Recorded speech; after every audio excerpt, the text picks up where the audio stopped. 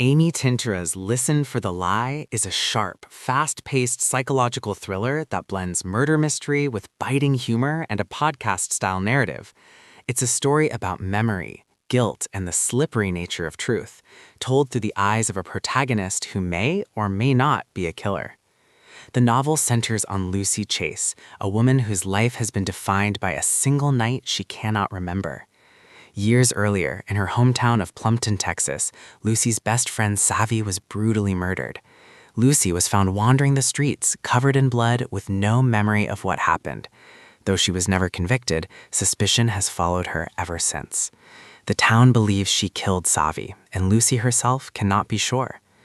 Now in her 30s, Lucy has tried to build a life away from Plumpton, but the past refuses to stay buried. A popular true crime podcaster, Ben Owens, decides to investigate Savvy's murder for his show, Listen for the Lie.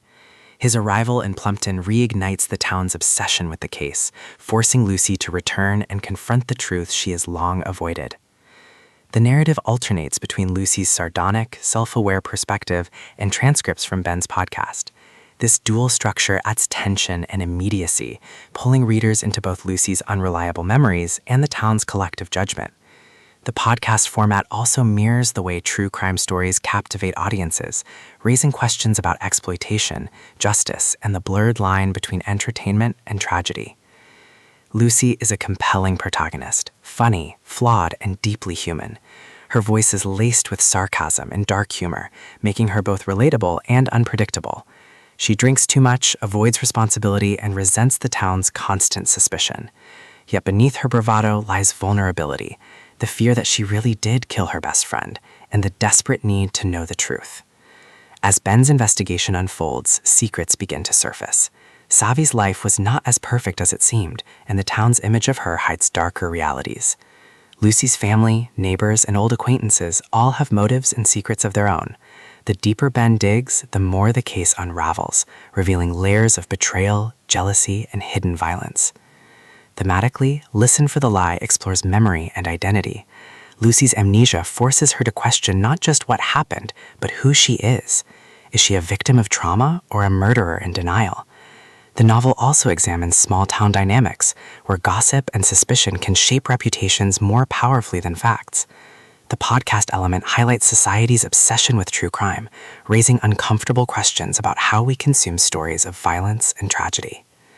Tintera's writing is brisk and witty, balancing suspense with humor.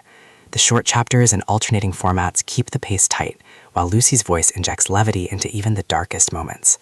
The result is a thriller that is both entertaining and thought-provoking, inviting readers to laugh even as they question the nature of truth and justice. By the climax, Lucy uncovers the shocking truth about Savvy's murder. The revelation is both devastating and liberating, forcing Lucy to confront her past and redefine her future. The ending ties together the novel's themes of memory, guilt, and redemption, leaving readers with a resolution that is satisfying yet haunting. Ultimately, Listen for the Lie is not just a murder mystery.